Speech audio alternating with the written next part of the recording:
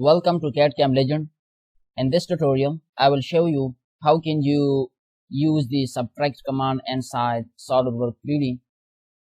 Mostly we are using subtract where we have to create whole features or something like that, and you have to subtract one object from another.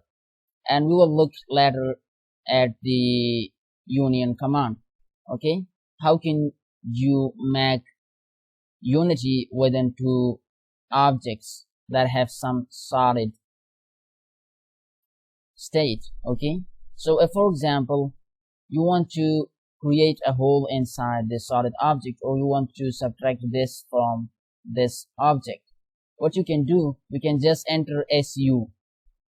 First you have to select the source object. From that you want to subtract other object, then press enter, and then select the feature that you want to be subtracted, and then press enter.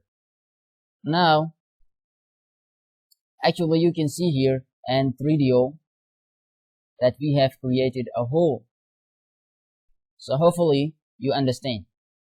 The next thing, if you see over here, so these two are separate objects. Okay, so if you want to have the single object, both of them have to be single with you, so you have to create unity. For that you have to enter UNI, select both of the objects and press enter.